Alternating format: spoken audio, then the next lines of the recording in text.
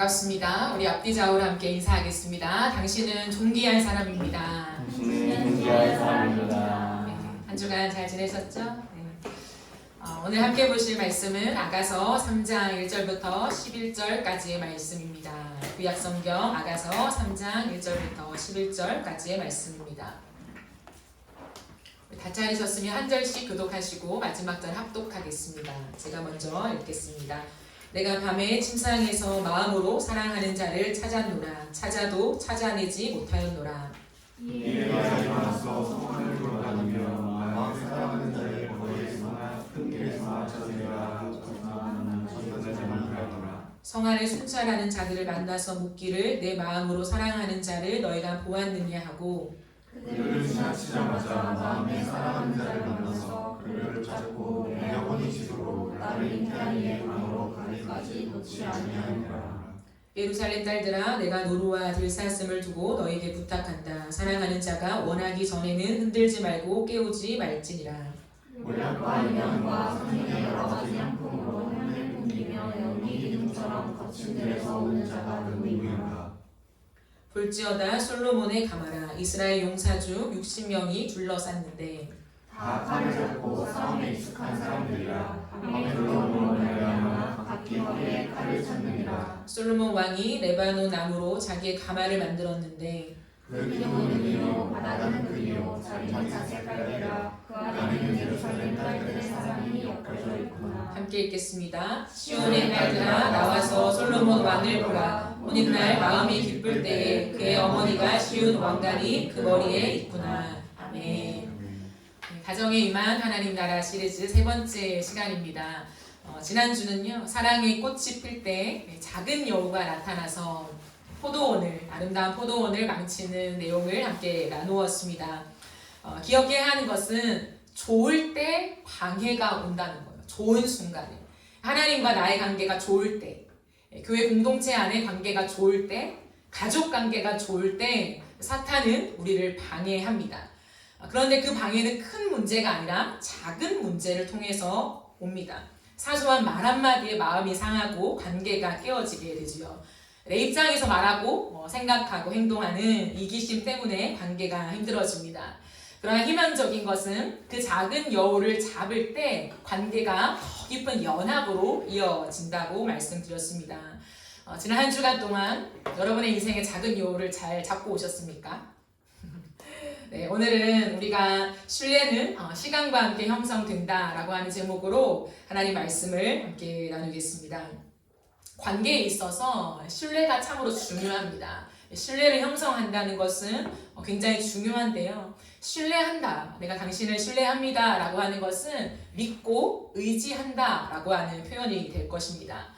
다른 말로 하면 상대에게 기댈 수 있는 것이죠. 내가 마음 놓고 저 사람에게 기댈 수 있다 라고 한다면 그 사람은 내가 신뢰하는 사람이 될 것입니다. 여러분 지금 의자에 앉아 있잖아요. 의자에 힘을 빼고 등을 다 기댔을 때 이 의자가 나를 받쳐준다라고 믿는 사람은 편하게 등을 기댈 수 있겠죠. 마찬가지라는 거죠. 누군가의 관계 속에서 내가 이 사람에게 기댔을 때 내가 안전하다고 느끼는 것. 그 관계 안에 신뢰가 형성된다라고 하는 거예요. 여러분은 난 저 사람한테는 기댈 수 있어 라고 하는 사람이 있나요? 반대로 누군가가 나를 생각할 때 기댈 수 있는 대상이 되어주고 계십니까? 신뢰는 하루아침에 형성되는 것은 결코 아닙니다. 특정한 공인에 대한 신뢰감이 있잖아요. 공인에 대한 신뢰감이 아니라 1대1의 관계 속에서 깊은 상대를 신뢰한다는 것은 더욱 그러하죠. 그러므로 신뢰는 시간과 함께 형성됩니다. 이때 말하는 시간이라고 하는 것은요, 단순히 물리적인 양이 많아지는 것을 의미하진 않습니다.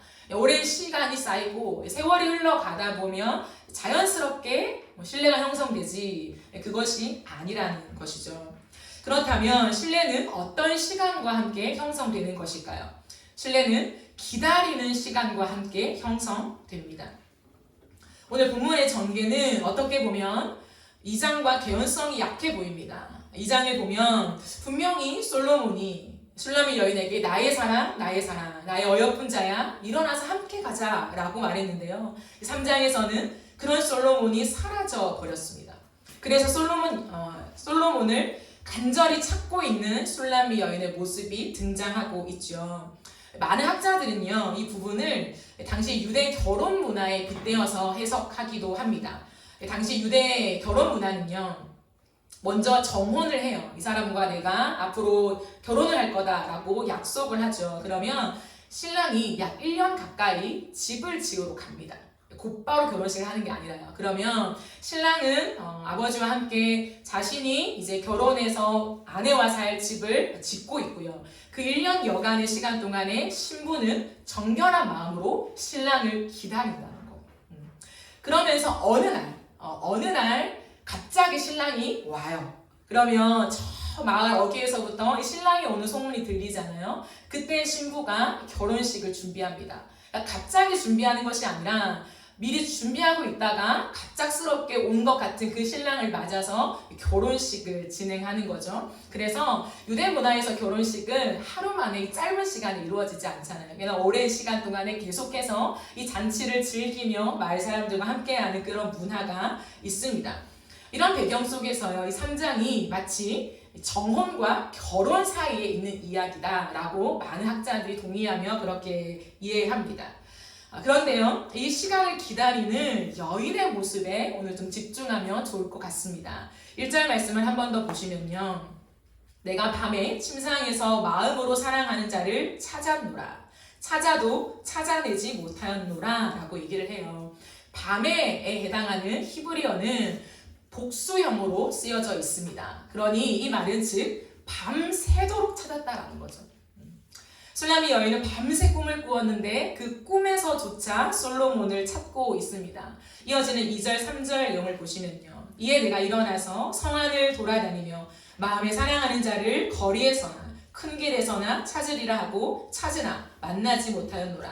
성 안에 순찰하는 자들을 만나서 묻기를 내 마음으로 사랑하는 자를 너희가 보았느냐? 라고 질문하죠. 술람이 여인은 솔로몬이 부재한 이 시간 동안에 솔로몬을 기다리는데요. 그를 간절히 찾으면서 기다리고 있는 이 마음을 보여주고 있습니다.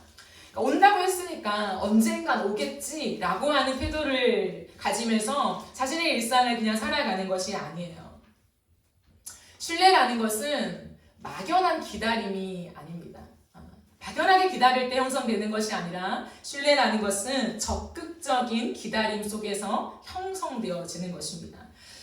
그렇다면 적극적인 기다림이 무엇일까요? 적극적인 기다림? 내가 그 사람을 기다리는데 적극적으로 기다린다는 게 무엇일까? 그것은 그 상대와 가슴이 닿는 시간을 보내는 거예요. 상대와 가슴이 닿는 시간. 그럼 분명 솔로몬은요, 물리적인 공간에서는 술람이 여인과 함께하고 있지 않아요. 그러나 이 여인은 밤새 솔로몬의 꿈을 꿉니다. 여기서 말하는 꿈은 어쩌다 보니까 우연히 지난밤 꿈에 너가 나왔어, 이러한 뉘앙스가 아니에요. 이것은 시잖아요. 시적인 표현이에요. 그러니 이 은유 속에 말해주고 있는 건 뭐냐면 내가 날마다 모든 시간 동안 솔로몬을 찾고 있다. 그를 그리워하고 간절히 기다리고 있다라고 하는 그 마음을 보여주는 그러한 표현입니다. 이 술람이 여인은 하루 종일 솔로몬을 생각해요. 무엇을 생각할까요? 솔로몬과 처음 만났던 그날, 그리고 대화를 나누었던 그 많은 시간들, 함께 몸을 나누고 이렇게 대화를 하고 스킨십도 하고 이 많은 시간들을 함께 떠올리면서 그를 기다리고 있는 것을 말해요. 물리적인 공간에서 함께 있지 않지만 솔로몬과 이 많은 시간의 생각을 통해서 가슴이 닿게 되는 거죠. 솔로몬이 그와 한 약속, 그 약속을 날마다 생각했지 않을까요? 오늘 오지 않지만 내일이나 올까? 그 다음날 올까? 반드시 올 거야. 그 약속을 붙잡으면서 하루하루 기다리며 살아오고 있는 술람이 여인의 마음을 보게 됩니다. 저는 이 말씀을 깊이 묵상하면서 저 스스로에게 먼저 이런 질문을 던져보았습니다. 상대와 가슴이 닿는 시간을 보내고 있니?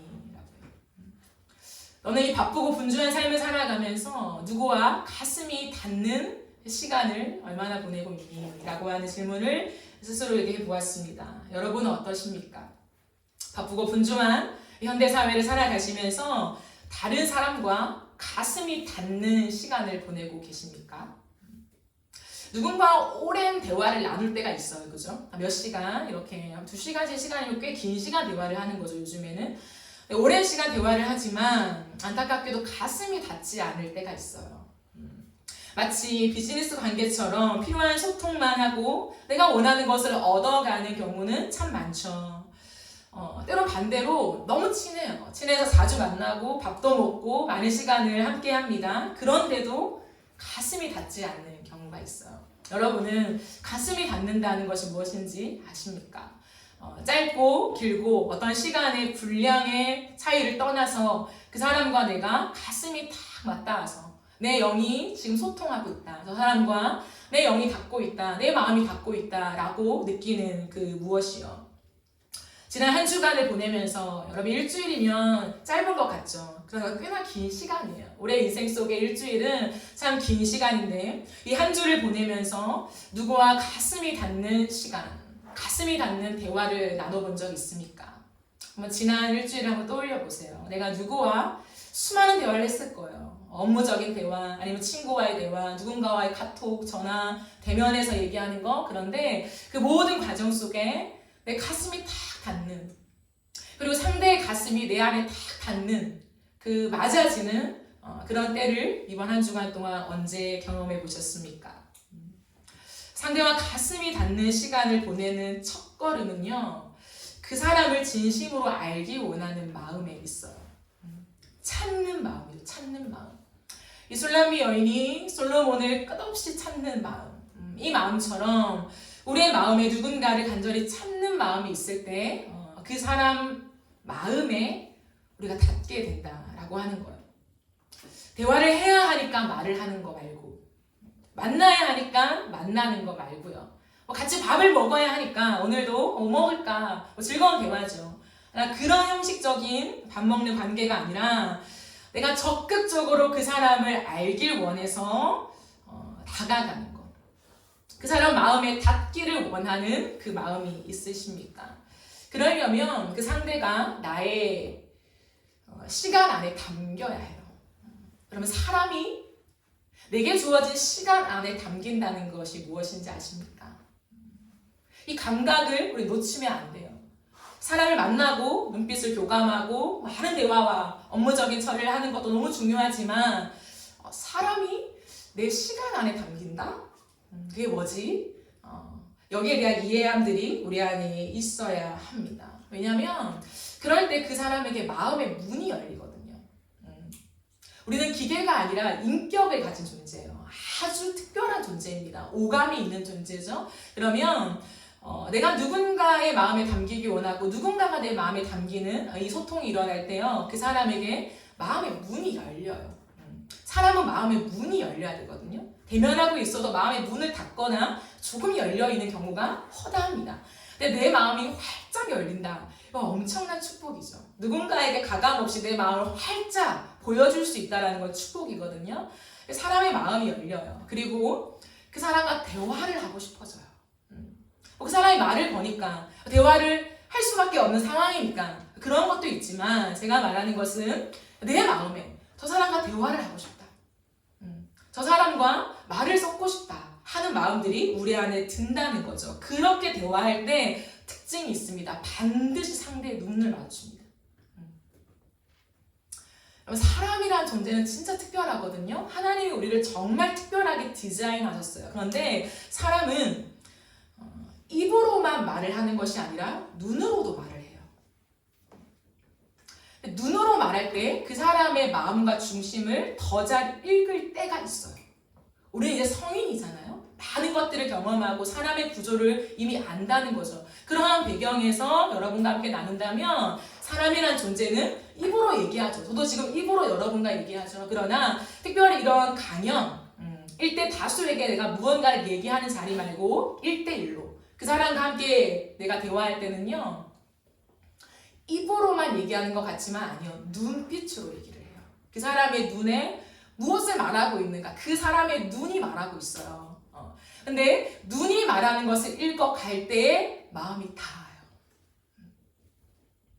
사람은 귀로만 듣는 것이 아니라 눈으로 듣습니다.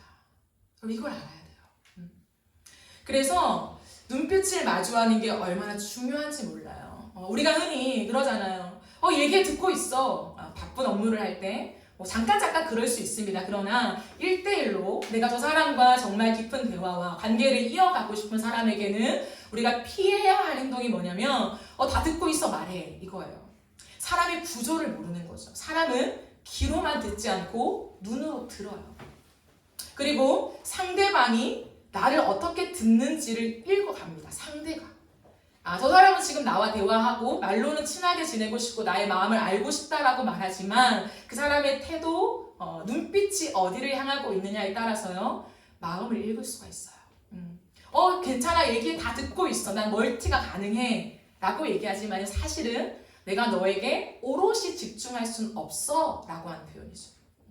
사람은 액션으로 대화를 하거든요. 그런데 그 액션의 대화 속에서는 내가 너의 말을 지금 듣고 싶고 내가 너에게 향하고 있지만 오롯이 100% 지금 너에게 집중해 줄 수는 없어 라고 하는 말을 하고 있는 거예요. 그런데 듣고 있다니까 너에게 집중하고 있어 라고 한다면 그것은 솔직하지 않은 표현이라는 거죠. 상대방의 말에 경청한다는 것은 대단히 중요합니다. 경청한다는 것은 내가 그 사람에게만 집중한다는 거죠. 그러면 대화가 끝나고 나면 벌어지는 일이 있어요. 정말 내가 그 시간 동안 한 1시간, 2시간 정말 이 대상에게만 집중해서 눈빛을 바라보고 눈으로서 말하는 것을 읽어내고 가슴으로 이 사람이 무엇을 말하고 있는가 감정선을 읽어내려갈 때에 대화가 끝나면 그 사람에 대한 정보, 데이터만 남는 것이 아니라 그 사람의 감정과 그 사람의 마음이 내 안에 여운으로 남아요. 분명 헤어졌습니다. 대화가 끝났고 종결됐고 각자의 삶을 살아요. 그런데 내 마음에 무언가 그 사람과 같이 이어 있는 것처럼 아직도 대화를 하는 것처럼 여전히 그 사람과 주고받는 것처럼 그 사람 마음에 있는 여운과 많은 것들이 내 안에 똑같은 여운의 진동으로 계속 밀려온다는 거죠.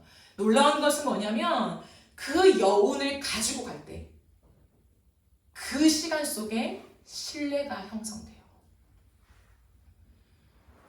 상대방을 생각할 때 누군가의 인생 속에 그 사람의 시간 속에 내가 담겨 있구나. 만나서 대화할 때 말고 우리가 헤어지고 각자의 인생을 살아가지만 누군가의 인생 속에 내가 여전히 들어가 있네. 그 사람의 인생 속에 내가 여운으로 진동을 주고 있네 라고 하는 것들을 사람들은 알까요? 모를까요? 사람은 기가 막힌 존재라니까요. 하나님은 영적인 존재로 우리를 창조하셨어요. 그러므로 알아요. 근데 그 알미 시간에 따라서 깊어지면서 몰랐지만 저 사람이 어떠한 삶의 한켠에서 나와 있던 대화를 기억하고 생각하고 그것들을 발전시키고 나를 향해 고민해 주네 라고 하는 것에 고리가 탁탁탁탁 걸려가기 시작하면 시간의 물리적인 양과 함께 그 사람과 나의 관계 속에 깊은 신뢰가 쌓이게 된다. 이것은 너무나 중요한 부분입니다. 하나님과의 관계에서도 마찬가지이죠. 하나님과 신뢰 관계가 형성되는 것은요, 뚝딱 되는 것이 아니에요. 하루아침에 되는 것이 아닙니다. 어떠한 집회 때 강한 성령의 임재를 경험한다고 해서 신뢰 관계가 형성되는 것은 아니에요. 하나님의 살아계심과 그분이 나에게 정말 말씀하시네 라고 하는 강한 울림은 얻을 수 있죠.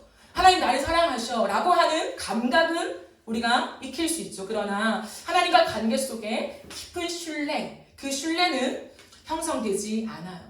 그러면 하나님과의 깊은 신뢰가 형성되려면 어떻게 해야 될까요? 먼저 하나님이 내 삶에 담겨야 한다는 거예요.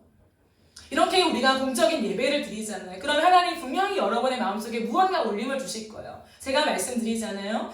풀로 어떠한 찬양에 처음부터 끝까지 모든 곡에 감동이 없을 수는 있습니다. 다 내 마음에 꽂히지 않을 수 있잖아요. 말씀을 이렇게 1시간을 들어도 이 1시간 속에 내가 남는 것은 어떤 키워드 하나일 수 있고 어떨 때는 문장이 될 수 있고 어쩔 때는 그냥 성경의 이야기가 될 수 있어요. 전체적인 이야기와 배경 속에 나에게 말씀하실 때가 있어요. 각자에게 찾아오시는 성령의 울림은 다 다릅니다. 그런데 문제는 뭐냐면 많고 적음의 문제는 아니에요. 우리가 하나님께서 내게 주신 이것들을 존중한다는 건 뭐냐면 오늘 하나님이 내게 주시고 감동을 주시고 울림을 주신 그 무엇이라도 붙잡고 우리의 인생 속에 연결되어야 한다는 거예요. 아, 오늘 예배 참 좋았어. 오늘 찬양을 부를 때에 하나님이 이렇게 말씀하셨고 내 안에 평안이 임했어. 아니면 설교를 들으면서 하나님 나에게 이렇게 말씀하시는 것 같았어. 여러 가지가 있을 수 있어. 기도하면서 있을 수 있고. 그런데요, 오케이, 오늘 예배 끝. 이렇게. 오늘 4월 21일 예배는 참 좋았었어. 로 끝나는 것이 아니라 하나님은 오늘도 내일도 우리와 함께 하시잖아요. 그렇기 때문에 오늘 나에게 말씀하신 그 하나님의 말씀을 붙잡고 내일 또 고민하는 거예요. 그것은 어제의 은혜로 오늘을 살라는 것이 아니에요. 하나님은 오늘도 살아계신 인격적인 존재이기 때문에 어제 나에게 크게 와닿는 그 하나님의 음성을 내가 존중하며 오늘 또 그 말씀을 이어가겠노라고 하는 나의 태도를 말하는 거죠. 그것이 쌓이는데 나만 하나님 앞에서 이런 마음을 가지고 하나님을 존중하고 바라보는 것 같았는데 어느 순간 하나님이 내 삶을 더 집중하고 계심이 깨달아질 때가 있어요. 내가 하나님의 바짓가랑이를 붙잡고 하나님 한 말씀만 주세요. 한 말씀을 받았어요. 이 말씀을 이어가고 하나님과 신뢰를 쌓아가고 친해지기 위해서 나는 막 사투를 했어요. 노력했어요. 근데 어느 순간 그거가 비교가 안 될 만큼 하나님이 내가 한 고백들을 붙잡고 끌고 가시는 하나님의 마음을 느낄 때가 있어요. 내가 뭐라고 내가 한 그 말, 그 고백, 그것을 기억하십니까? 그것이 맞아 떨어질 때 하나님과 나의 사이에 깊은 신뢰가 형성된다는 거. 그렇기 때문에 오늘 내 인생 속에 당장 하나님의 말씀들이 이루어지는 기적 같은 역사가 일어나지 않아도 때로는 당장 오늘 하나님이 함께 하시긴 하지만 하나님이 정말 내 인생에 함께하고 있고 개입하고 있고 말씀하고 있다라고 하는 임재가 나를 덮쳐서 하나님을 느끼지 못하는 순간에라도 나는 하나님을 신뢰할 수 있다는 거. 여전히. 그게 신앙이 깊어지는 것입니다. 하나님은 오늘 그것을 말씀하세요. 신랑이 떠나서 솔로몬이 떠나서 마음대로 살고 있는 것이 아니라 오히려 더 깊이 내가 당신을 위해서 집을 짓고 있다라고 하는 것을 우리에게 보여주고 있다라고 하는 거죠. 우리가 정신없이 살아가는 나나 사람들을 볼 때 흔히 우스갯소리로 그런 말 합니다. 정신을 어디다가 가지고 온 거야? 이렇게 말하죠. 너무 정신을 못 차리니까 그런 우스갯소리를 합니다. 하지만 그렇다고 해서 우리가 진짜 정신을 다른 데 팔 수 있는 건 아니죠. 내 정신이니까요. 이번 주에 제가 흥미로운 이야기를 하나 듣게 되었습니다. 그건 뭐냐면 결국 해내는 사람들의 원칙이라는 책이 있는데요. 그 책에 보면 RAS라는 기관이 있대요. 우리의 뇌의 기관이에요. 근데 이 기관의 역할은 뭐냐면 우리가 설정한 목표가 있잖아요. 내가 무언가를 설정했어요. 아주 중요하게 설정했습니다. 그러면 우리의 의식 세계에서는 무의식도 있잖아요. 의식만 있는 것이 아니라 무의식이 훨씬 더 많이 작용합니다. 이 뇌를 연구하다 보면 저도 책을 통해서 예전에 보았는데요. 이 무의식이 훨씬 더 많이 작용하고 우리가 겉으로 내뱉는 언어 있잖아요. 이 언어가 의식이 아니라 무의식이 우리를 사로잡아서 내뱉는 경우가 훨씬 더 많아요. 훨씬 더. 과반수를 넘습니다. 그런데 그런 우리의 무의식과 의식의 세계가 있는데 무의식으로 많은 데이터가 막 들어오잖아요. 우리가 보고 듣고 느끼고 이 오감이 사용되면서 많은 데이터가 들어오는데 그 데이터를 다 가지고 가는 게 아니잖아요. 무의식에서 의식의 세계로 끌고 가는 데이터가 있다는 거죠. 그런데 그 역할을 하는 기관이 이거예요. 제가 말한. 근데 특이하게도 무엇을 더 기억하게 해주냐면 긍정의 언어를 무의식에서 의식으로 올려준다고 합니다. 그렇다면 우리가 무언가 하나님 앞에서 또는 사람과의 관계 속에 내 개인적으로 중요한 목표를 설정했잖아요. 그러면 누군가가 전혀 거기에 관계없는 직접적으로 거기에 대한 얘기를 한 게 아니에요. 그런데 어떤 사람이 말하는 말과 정보가 내 안에 딱 들어오면서 내 목표를 향해서 이렇게 개입이 된다는 거예요. 이입이 된다는 거죠. 이해되시죠? 이분은 그런 예를 들어서 예를 들어 다이어트 이번 주에 하신 얘기예요. 다이어트를 예로 든다면 우리가 다이어트를 할 거야, 살을 뺄 거야 이렇게 하잖아요. 그랬을 때 내가 몸무게를 정한다. 명확한 목표. 나는 50kg를 만들 거야, 60kg를 만들 거야. 이 명확한 몸무게가 딱 있으면 그것을 통해서 사람들이 얘기하고 내가 살아가는 많은 것에서 내 의식이요. 그 50, 60을 목표로 만들기 위해서 많은 것들이 움직여 간다는 거예요. 내 뇌가 도와준다고 얘기를 한다는 거죠. 그런 의미에서 제가 여러분과 가끔씩 나누지만요. 뇌는 참 신기해요. 그래서 내가 깜빡 잊었어. 미안해. 라고 얘기하지만 사실은 나에게 덜 중요하다는 거예요. 물론 진짜 깜빡깜빡을 잘하는 사람이 있을 수 있습니다. 모든 걸 예외로 두지 않는 건 아니에요. 그러나 대부분의 경우에 우리가 우리의 일들을 업무적인 부분들을 잘 처리할 수 있는 기본적인 이성과 액션, 실행력이 있는 사람들 한해서 내가 누군가가 얘기하는 것들 아니면 공동체가 얘기하는 것들 내가 살아가는 모습 속에 잊었어, 깜빡했어, 놓쳤어 라고 하는 것은요. 그것이 내 의식을 지배하지 못한다는 거예요. 그 일이 무의식에서 많이 받아오는 것 쪽에 나의 의식으로 옮길 수 있는데 그것들 못한다라고 하는 증거가 될 수 있다라고 하는 거예요. 그래서 저는 우리가 하고 싶은 말은 하나님과의 관계 속에서 하나님과의 신뢰를 이어가고 깊이 가져가기 위해서 왜 다 그걸 원하니까 가기 위해서 필요한 건 뭐냐면 나의 현재 상황을 파악하세요. 내가 어떻게 하나님과 지금 신뢰를 쌓고 있는가 그리고 좀 부족하다. 좀 더 깊어지기를 원한다. 근데 하루 속에 하나님을 자꾸 잊는다. 너무 바빠서 하나님을 까먹고 내 삶에 내 시간 안에 하나님이 들어오지 않아요. 그런 사람에게는 목표 설정이 중요해요. 때로는 형식적인 것 같지만 나는 하루 3번 내가 이 시간에는 무조건 하나님을 생각한다. 그 목표를 딱 정하고 계속해서 그 목표를 이야기하세요. 저는 하루 3번 이 시간에 제가 짧지만 몇 초라도 잠깐 멈춰서 왜냐하면 멈추는 걸 할 수 있잖아요. 내가 업무를 보다가도 몇 초는 멈출 수 있잖아. 내 의식 속에서. 그러니까 내가 잠깐 일을 멈추고라도 난 하나님을 생각하고 하나님 함께 하십니다. 날 도와주세요. 하나님과 동행을 놓치지 않게 해주세요. 내가 이 기도한다. 이런 아주 작지만 그러한 목표를 설정하고 가다 보면 우리의 삶 속에 하나님이 더 들어오실 수도 있다라고 하는 거죠. 중요한 것은 하나님이 우리 앞에 계시다는 것. 하나님이 나와 함께 하신다는 사실을 인식하는 연습이 필요하다는 거예요. 하나님 날 찾아와 주세요. 내 바쁜 일상 속에 당신이 살아계심을 나에게 말해주세요. 물론 하나님 그렇게 하실 수 있지만 하나님은 인격적이기 때문에 그 편을 잘 선택하시진 않아요. 오히려 더 친밀하게 내가 하나님을 찾을 때 하나님도 나를 향한 사랑을 보여주신 이 인격적인 관계를 훨씬 더 하나님은 지향하신다라고 하는 거죠. 여러분 가정에서도 마찬가지입니다. 가족 구성원들 간에 서로의 마음이 닿는 것은 참 중요해요. 여러분의 가정 안에서 서로의 마음이 닿고 있습니까? 제가 생각을 해봤습니다. 가장 좋은 방법이 뭘까? 바쁜 시간 속에서 가장 곁에 있는 사랑하는 가족들, 내가 1차적으로 사랑하고 챙겨야 되는 이 가족들과 마음이 닿는 거, 그거 어떻게 할 수 있을까? 고민을 많이 해봤습니다. 그런데 가족을 깊이 생각하는 것밖에 없죠. 놓친다는 거예요. 가족을 깊이 생각하고 싶으나 잘 안 돼요. 근데 가장 좋은 방법은 기도하는 것입니다.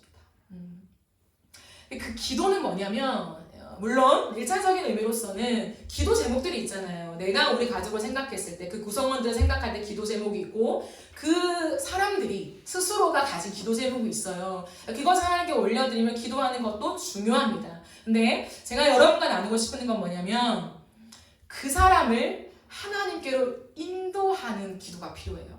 이게 뭐냐면 그 사람과 하나님을 중재하기 위해서 필요한 건 뭐냐면 2가지가 있어야 돼요. 이 사람의 마음을 알아야 되고 하나님의 마음을 알아야 돼요. 그러기 위해서 내가 그냥 하나님 오늘 우리 엄마 아빠의 기도 제목이 이거예요. 내 남편의 기도 제목이 이겁니다. 하나님 이 사람을 이렇게 할 수 있게 도와주세요. 하나님 이것도 기도이지만 조금 더 나아가서 그 기도 속에 그 기도 시간 안에 그 사람을 생각하는 거예요. 깊이. 그 사람이 지금 지나고 있는 시간들, 느끼는 감정들, 마음들, 무엇을 원하는지, 무엇을 불안해하는지, 무엇을 걱정하고 염려하는지 등등 다양한 것들을 하나님 앞에서 그 사람을 두며 내가 묵상하는 거죠. 생각하는 거죠. 그리고 하나님께 기도하는 거예요. 하나님, 이 사람을 향한 하나님의 마음은 무엇입니까? 그리고 하나님 어떤 일을 하고 계십니까에 대한 질문입니다. 제가 어젯밤에 말씀을 이렇게 다 준비하고 그냥 앞에 앉아 있는데 하나님이 강력하게 제 마음속에 기도로의 사이로 인도하시는 것들을 경험했어요. 하나님이 한 번씩 그렇게 하실 때가 있는데 그냥 완전히 기도할 수밖에 없게 만드는, 그래서 그 자리에서 바로 무릎을 꿇고 제가 하나님께 기도를 했습니다. 그런데 하나님의 감동을 저에게 막 주시는 거예요. 그 속에 하나님의 책망이 좀 많았습니다. 제가 잘 못 살았나 봐요. 하나님의 책망의 마음들이 참 많이 느껴졌는데 하나님이 굉장히 저에게는 제가 알아들을 수 있는 선명하게 말씀하셨어요. 어젯밤에는. 그 속에 한 가지가 무엇이었냐면 하나님께서 누군가 한 사람이 있었습니다. 그 한 사람에게 내가 지금 이 일을 하고 있고 이 일을 하고 있다라는 것을 너에게 말해주었는데, 그러니까 하나님이 직통계시로 말해줬다는 게 아니라 사람들과의 대화 속에 그 사람이 가진 생각과 지금 어떠한 여정을 지나는지에 대한 것들을 내가 알 수 있도록 하나님이 도우셨다는 거죠. 그랬는데 너는 내가 그 사람에게 그 일을 왕성하게 할 수 있도록 왜 기도하지 않았냐? 라고 하셨어요. 하나님이 하고 계신 거잖아요. 하나님이 그 사람에게 역사하고 계시고 하나님이 만지시고 계시고 일하고 계시고 난 그걸 들었을 뿐이죠. 아, 그렇구나. 그런데 하나님께서 저에게 강하게 말씀하신 것은 내가 그 일들을 할 수 있도록 너가 기도를 했어야 되는데 기도하지 않았냐, 왜 듣고 끝냈냐라고 하는 거죠. 그 책망을 깊이 들었습니다. 왜냐하면 그 사람이 하나님 저에게 부셔신 게 아니었기 때문이에요. 너가 목자가 맞냐. 하나님 어젯밤에 저에게 다윗에 대한 마음들을 굉장히 많이 가르쳐 주셨습니다. 내가 다윗을 왜 사랑하는지 아냐. 하나님 다윗을 굉장히 예뻐하시잖아요. 누군가 봤을 때 편애할 정도로 하나님 이러시기에요. 뭐 왜 다윗만 편해요? 이렇게 말할 정도로 다윗을 굉장히 편애하셨는데 하나님이 다윗을 사랑하신 이유가 무엇이냐면 그는 어릴 때부터 목자였다는 거예요. 양 한 마리를 내가 그에게 줬을 때부터 그는 목자였다. 그러나 그 양은 자기 양이 아니에요. 형들의 양이었죠. 아버지의 양이었죠. 그러나 하나님이 붙여주셨다라고 믿으며 그 양을 자기의 양처럼 사랑했어요.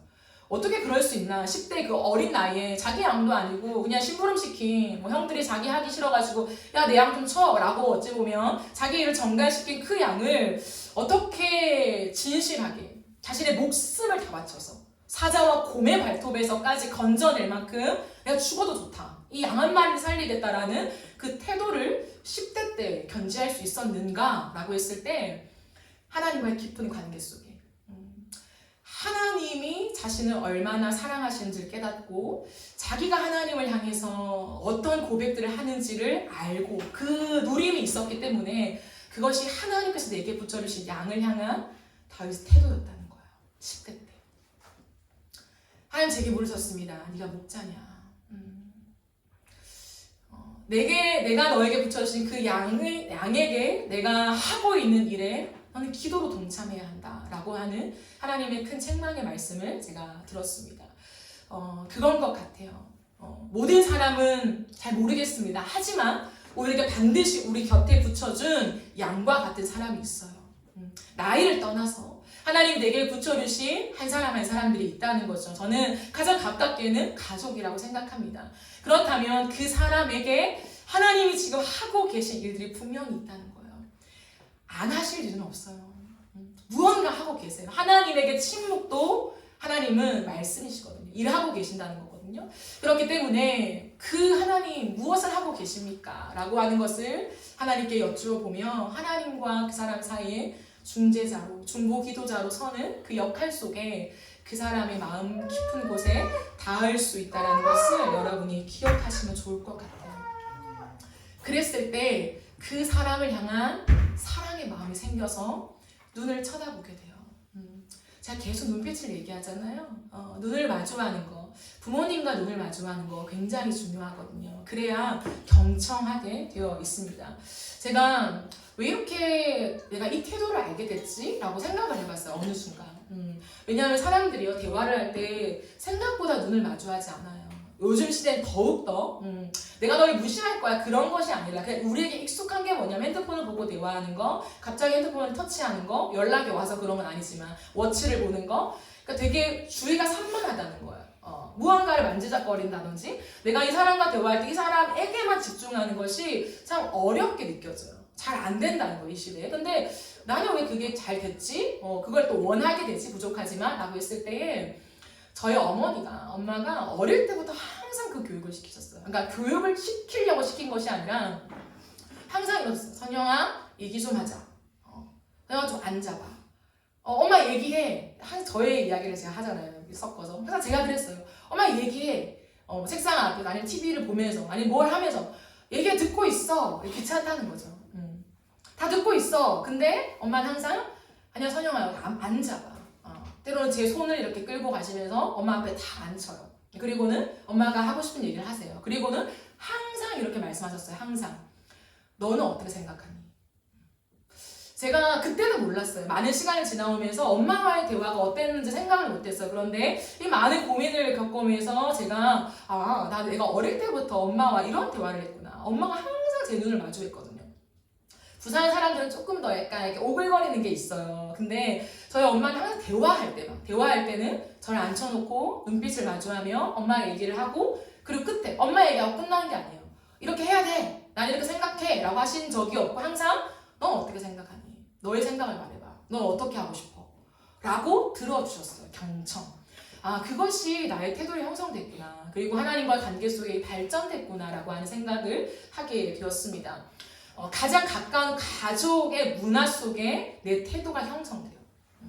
아무리 세미나를 듣고 강연을 듣고 내가 바꿔야지 도움이 되겠지만 가장 나에게 최고의 교육은 뭐냐면 내 모든 긴장이 풀린 가정 안에 내 모든 것들을 재지 않고 꾸미지 않고 내 있는 모습 그대로 널브러져 있는 유일한 기관인 가정 안에 있을 때의 내 태도와 가족 간의 관계가 나의 일상의 태도를 결정할 때가 훨씬 많아요. 왜냐면 기계적으로 나를 생각하죠. 이렇게 대해야 되고 존댓말을 써야 되고 대우해야 돼. 그런데 그 고삐가 싹 풀릴 때가 있거든요.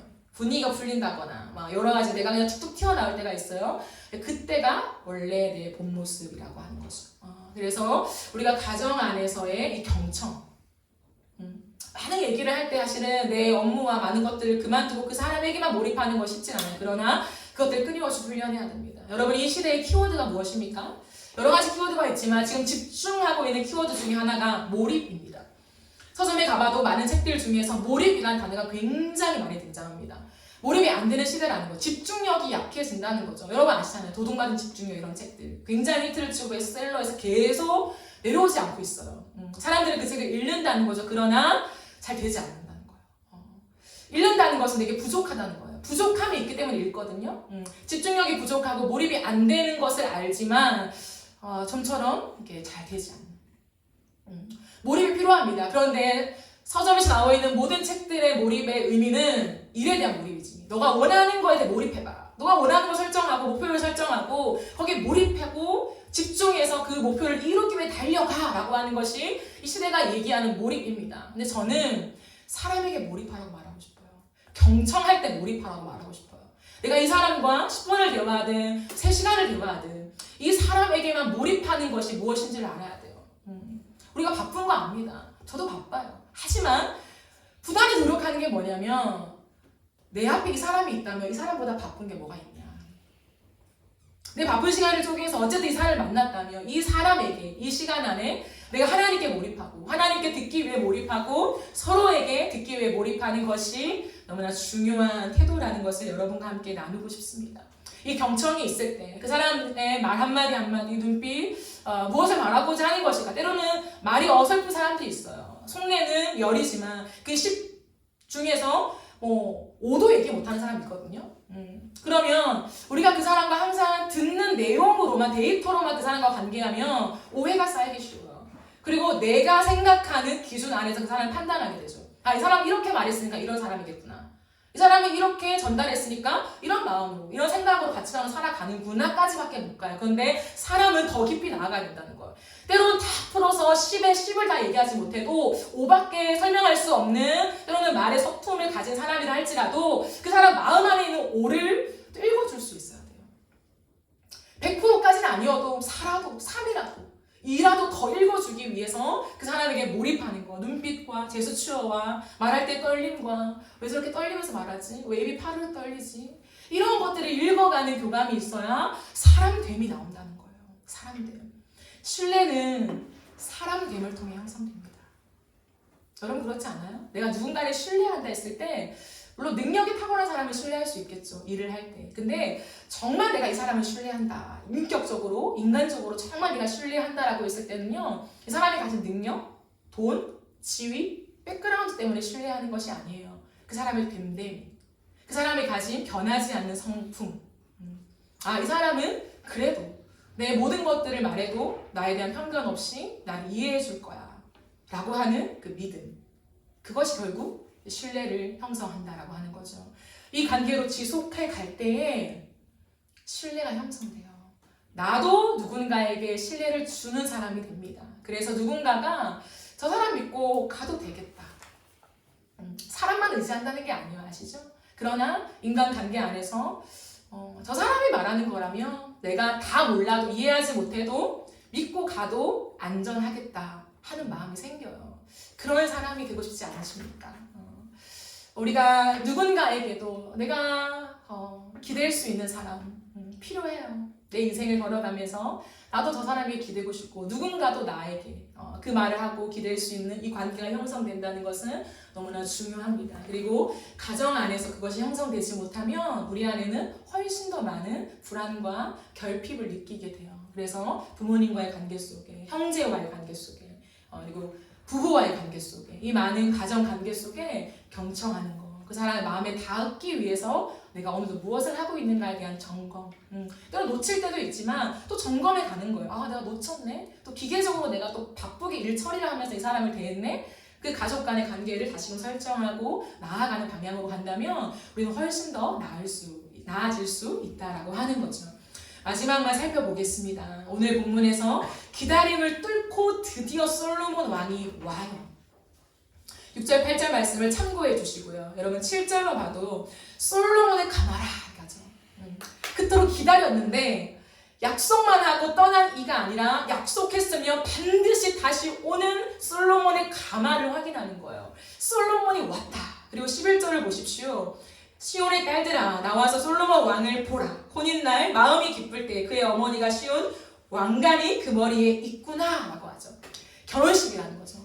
솔로몬이 결혼을 하기 위해서 그 혼인날 하는 그 왕관을 쓰고 나타나는 거예요. 술람이 여인아 내가 왔어. 내가 널 잊지 않았어. 나는 너와의 언약과 그 약속을 지키기 위해서 내 모든 시간들을 보내다가 마침내 왔단다. 결혼하자 라고 하는 거예요. 여러분 이것은 무엇을 말해줍니까?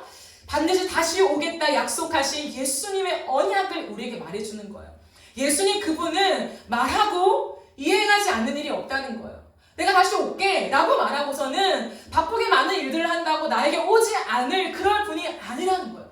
세상의 모든 사람들은 신뢰가 깨질 수도 있죠. 약속이 어그러질 수도 있죠. 나를 배신하고 떠날 수 있죠. 이렇게 말해놓고 다르게 할 수도 있죠. 그러나 나 예수, 나 하나님은 너와의 약속을 절대 변개치 않는다. 반드시 온다. 반드시 온다. 여러분 그 말씀은 우리가 이 땅을 살아가는 동안에 이 모든 세상의 일들이 끝나고 완전한 하나님의 나라가 도래하는 내가 다시 온다. 그래서 내 하나님의 나라를 완성하여 너와 내가 신랑과 신부로 영원을 살아가게 될 것이다 라고 하는 그 약속의 성취를 우리에게 명확하게 보여주시는 말씀입니다. 우리 마지막으로 요한계시록 19장 7절 8절 말씀만 확인하겠습니다. 우리가 즐거워하고 크게 기뻐하며 그의 영광을 돌리세 어린 양의 혼인 기약이 이르렀고 그의 아내가 자신을 준비하였으므로 그에게 빛나고 깨끗한 세마포 옷을 입도록 허락하셨으니 이 세마포 옷은 성도들의 옳은 행실이다 라고 얘기합니다. 무슨 말을 하시는 걸까요? 반드시 다시 온다는 거예요. 이 요한계시록 19장은 주님 다시 오실 때에 어떠한 일이 벌어지냐? 너와 나의 혼인잔치가 벌어진다고 하는 거예요. 어린 양의 혼인잔치가 벌어진대. 우리를 영원한 신부로 데려가신다고 주님 분명히 약속하고 계십니다. 근데 그 날까지 어떠한 모습으로 신부가 준비해야 하는가? 어떠한 신부를 내가 맞이해서 영원한 혼인잔치 안으로 데리고 들어가는가? 라고 했을 때 이 땅을 사는 동안에 예수님이 하신 말씀을 굳게 믿고 그 말씀대로 옳은 행위를 하며 살아가는 신부라는 거예요. 언젠가 오시겠지. 오신다고 했으니까 오시겠지. 뭐. 오실 기약을 명확하게 날짜를 정하지 않았으니 내가 어떻게 알아. 그러니 그냥 살 뿐? 이런 태도로 하는 것이 아니라 이 슐라미 여인처럼 꿈에도 주님이 나오고 내가 걸어가는 모든 삶 속에 일상 속에 주님이 나에게 지금 말씀하시죠. 지금 다시 오신다 말씀하셨는데 내가 어떠한 태도로 살아야 합니까? 끝없이 하나님의 약속을 상기하고 그 말씀을 기준해서 옳은 행실을 선택하며 말씀대로의 언약을 성취하며 선택하며 살아가는 저와 여러분에게 주님 반드시 다시 오셔서 이제 결혼하자 라고 말씀하시는 그 영광스러운 때가 반드시 있다라고 하는 거예요. 여러분, 주님은 우리에게 많은 말씀들을 주셨죠. 근데 이 말씀 앞에 우리가 옳은 행실을 가질 수 있으려면 하나님과의 관계가 제일 중요해요. 신뢰가 중요합니다. 여러분, 주님 다시 오시지 않으면 여러분이 이 삶을 지속하시겠습니까? 마지막 날이 없어요. 그럼 여러분은 계속해서 이 믿음의 사투를 치열하게 싸워내시겠습니까? 사도 바울은 말했습니다. 우리에게 부활이 없다면 세상의 모든 사람들 중에 우리가 가장 불쌍한 사람들이다. 그러나 바울은 마지막 때 예수님의 재림을 확신했던 사람이죠. 그렇기 때문에 누구보다 삶을 다 바쳐서 예수님의 하나님의 그 말씀 앞에 자신의 인생을 쏟아 부었던 사람이라는 거예요. 세상을 멀리하고 내가 가지고 싶은 것들을 내려놓고 하나님께서 원하시는 것들을 더 아름답게 바라보는 그 눈이 띄어지기를 기도하면서 그것을 선택하며 살아갔던 사람이었다라는 거예요. 우리는 순결한 신부가 되어야 합니다. 주님 앞에 깨끗한 신부로 다시 오실 신랑을 준비하는 삶으로 이 땅을 살아야 해요. 그럴 때 그 마음의 태도를 가지고 오늘 주님 앞에 서 있고 내 삶의 많은 선택의 기로 속에 옳은 행실, 하나님 말씀하신 야 이렇게 살아라, 이걸 선택해라, 저건 멀리해라, 저걸 버려라, 그 길로 가지 마라 하는 많은 것들을 우리가 선택하며 살아갈 때에 하나님과 우리 관계 안에 신뢰가 쌓일 뿐 아니라 우리가 이 땅을 살아가는 동안에 누군가에게 신뢰를 주는 사람이 반드시 된다는 거예요. 하나님과의 관계는 사람과의 관계로 반드시 이어집니다. 그래서 믿고 걸어갈 수 있는 사람으로 우리가 신뢰받는 사람으로 이 땅을 살아갑니다. 말씀을 정리하겠습니다. 사람과의 관계 속에, 하나님과의 관계 속에 가장 중요한 것은 신뢰입니다. 신뢰는 시간과 함께 형성되는데요. 이때의 시간은 기다리는 시간입니다. 막연한 기다림이 아니라 적극적인 기다림. 그 상대에게 내 마음이 닿는, 상대의 마음이 내 마음에 닿는 이러한 마음이 닿는 시간들을 지속해 나갈 때 그 속에서 신뢰의 관계가 형성됩니다. 이 시대 속에 많은 일, 우리가 해내야 되는 것들, 우리가 이 땅에서 잘 살고 싶어서 목적하는 많은 것들을 향하여 몰입하고 있는 이 시대에 여러분 하나님에게 우리가 몰입하지 않으시겠습니까? 우리가 하나님께서 붙여주신 사람들에게 몰입해보지 않겠습니까? 내게 주어진 이 시간, 귀한 시간이죠. 그러나 내가 이 사람에게 몰입하겠습니다. 정말 정중하게 사람과의 관계를 내가 연습해 가겠습니다. 라고 하는 그 시간들이 쌓여갈 때에 하나님과 우리의 관계뿐 아니라 사람과의 관계 속에서도 탄탄한 신뢰관계, 진실한 관계, 마음과 마음이 통하는 관계를 통해서 이제 하나님을 세워가고 싶은 아름다운 가정과 그런 공동체가 지속되어져 가기를, 잘 세워져 가기를 예수님의 이름으로 축복합니다. 주 예수보다 더 귀한 것은 없네. 우리 이 찬양 함께 하겠습니다.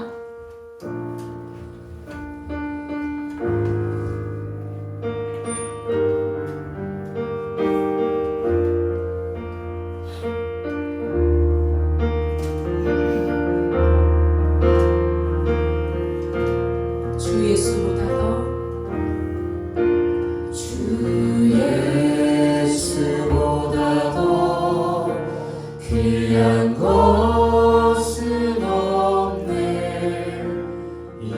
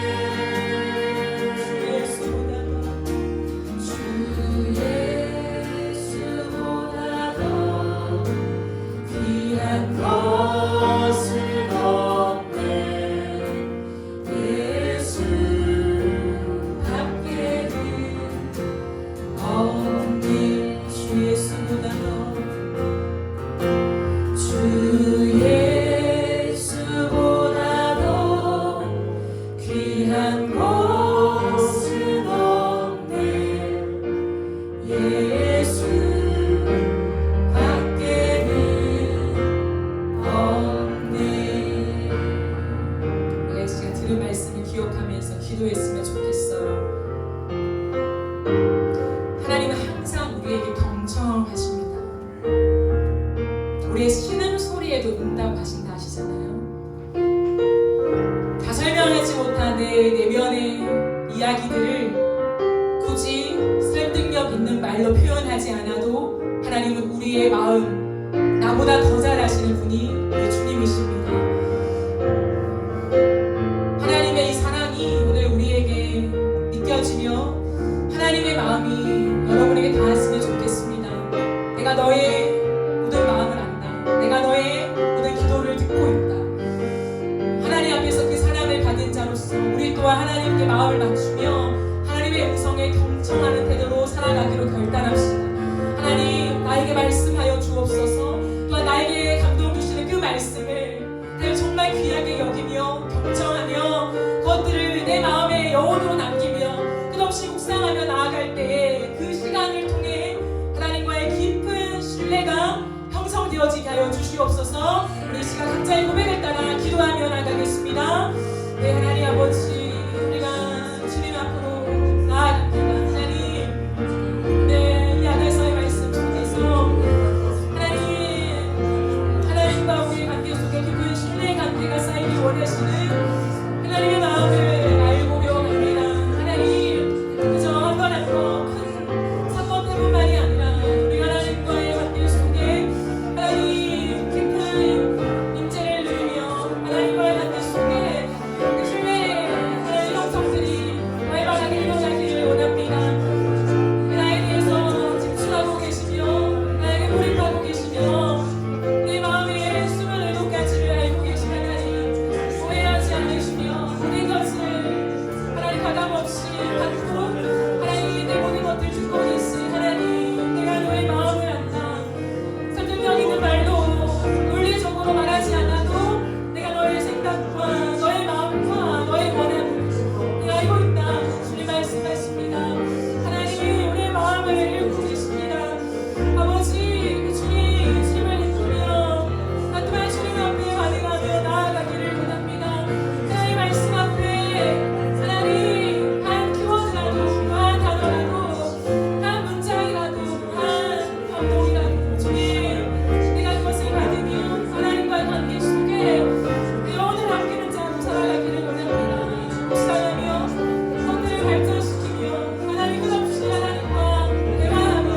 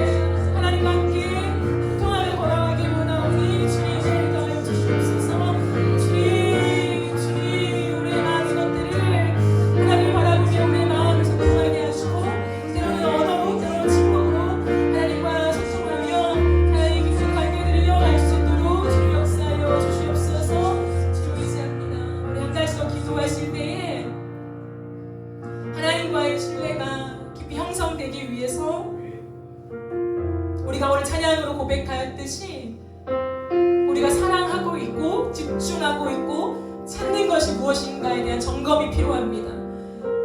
하루 동안 일주일 동안 무엇을 찾아 바삐 살아가고 있으십니까? 내가 무엇을 찾고 있는가?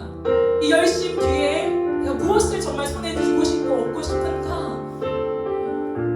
하나님의 뜻이 맞습니까? 하나님 그 예수 그리스도의 임재와 하나님의 얼굴을 보는 것, 하나님의 뜻을 내 삶에 담아내는 것, 그것이 맞습니까? 우리가 이 시간 기도하며 나아갈 때 하나님 세상의 많은 즐거움, 내 이름을 자랑하고 싶은 것들, 여전히 세상의 것들이 내 안에 있음을 고백합니다. 하나님 많은 것들이 하나님의 사랑을 빼앗지 못하게 하시고 하나님을 향한 그 사랑, 내가 주님을 위해 살고 싶은 그 열망, 하나님 그것을 내가 빼앗지 않도록 지켜갈 수 있도록 도와주시옵소서. 하나님 많은 사람들에게 중요한 것들이 있습니다. 그러나 하나님과 관계 속에 배워간 것, 사랑을 존중하고 사랑을 바르게 세워가고 사랑과 눈빛을 마주하는 그것,